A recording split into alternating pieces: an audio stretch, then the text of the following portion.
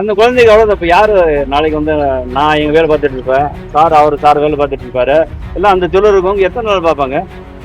அந்த அம்மா வந்து தமிழும் தெரியாது, அந்த அம்மா வந்து கல்ற இது வராது, இந்த பிரச்சனை வேணும் சொல்லி வீட்டுக்கு இருந்துருக்கும்.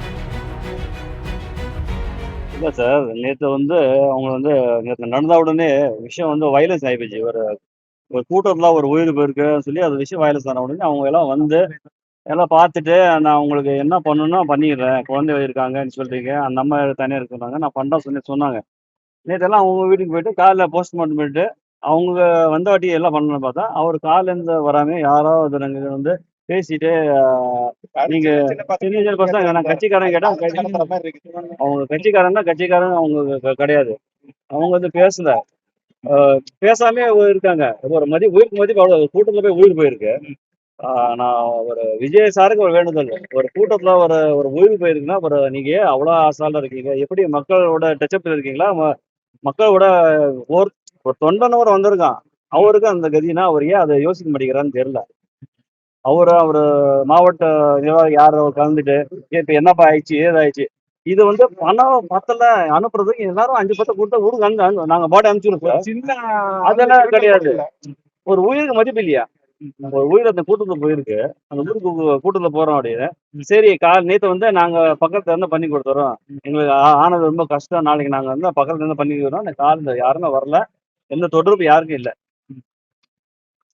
அதான் ஒரு கஷ்டமான இருக்கு. அதை சொன்ன அவரை பண்ண முடியலன்னா இந்த இப்ப இருக்கிற முதலமைச்சர், இப்ப தமிழ்நாடு ஸ்டாலின் சார், அவராது அந்த வீட்டுக்கு இழுப்பு குழந்தை 2 குழந்தை இருக்காங்க, அவங்க ஏதோ பண்ண அவரை நாங்க கோரிக்கை வச்சிருக்கோம் உங்க மீடியா மூலியமா. அது எல்லாமே ஒரு பெட்டிஷன் கொடுத்துருக்கோம். என்ன சொல்லியிருக்காங்க அவங்க பெட்டிஷனுக்கு? அரசு கவனத்துக்கு கொண்டு போறோம் அப்படின்னு கலெக்டர் இல்ல, அவங்க வெளியில இருக்காங்க. டெப்டி கமிஷனர் கலெக்டர் கொடுத்துருக்கோம், அவங்க பாக்குறோம், அரசுக்கு பண்ற சொல்லியிருக்கோம். ஆனா இப்ப அவ்வளவுதானே, இப்ப நாங்க வந்து இப்ப என்ன பண்றது அடுத்து எங்களை பொசிஷன் புரியல. நாங்க மனு கொடுத்தாச்சா, சரி மனு கொடுத்தோம், நாளைக்கு பாடி நாங்க எடுத்து போனா 5 10 ஊருக்கு அனுப்பிச்சிடுவோம்.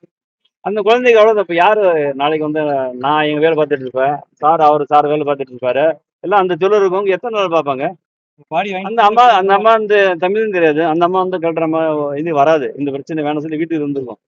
அந்த குழந்தைங்க கூட்டத்துல போய் ஆயிருக்கு, அவங்க பண்ண முடியாத கிட்ட நம்ம வந்து பண்ண முடியும். ஒரு தொண்டனா வந்திருக்கான், ஒரு எந்த கட்சியும் ஒரு கூட்டம் இருந்தா சரி, அவங்க நம்பி வராங்கன்னா ஏன் நீங்க கை விட்டுறீங்க?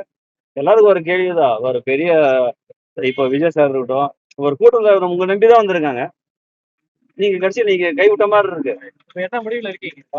என்ன எங்களுக்கு புரியல. இப்போ எல்லாம் எதிர என்ன பாக்குறாங்க, அவங்க ஏதோ பண்ணுவாங்க, சப்போர்ட் பண்ணுவாங்க, நம்ம பக்கத்துல என்ன பண்ணி அனுப்பிச்சிடுவாங்க, அதுதான் வேறு. எல்லாருக்கிட்ட வந்து அவங்க கிட்ட நம்ம காசை வாங்கணும், அதெல்லாம் கிடையாது. அவருக்கு இழப்பீடு வேணும் சார்,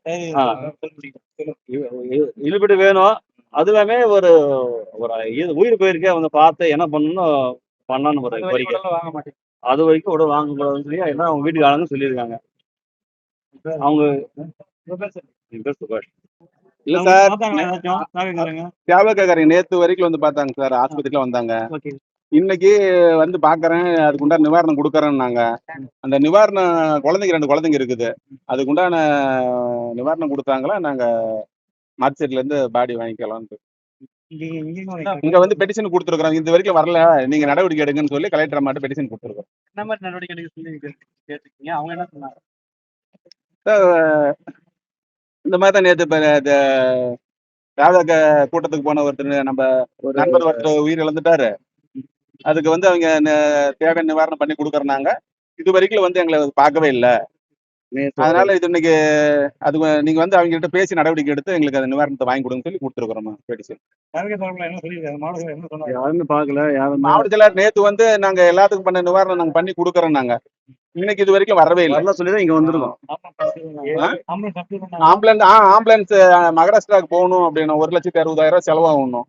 அது நாங்க எங்க ஆம்புலன்ஸ் நாங்களே அனுப்பிச்சு விட்டோம். நீங்க அதை பத்தி எல்லாம் கவலைப்படாதீங்க. என்ன பண்ணணும், அந்த 2 குழந்தைக்கு என்ன நாங்க நிவாரணம் பண்ணணுமோ நாங்க பண்ணி கொடுத்துறோம், நீங்க கவலைப்படாதீங்க, நம்ம தொண்டனுக்கு என்னைக்குமே விட மாட்டோம் அப்படின்னாங்க. ஆனா இது வரைக்கும் அவங்க கண்டுக்கவே இல்லை.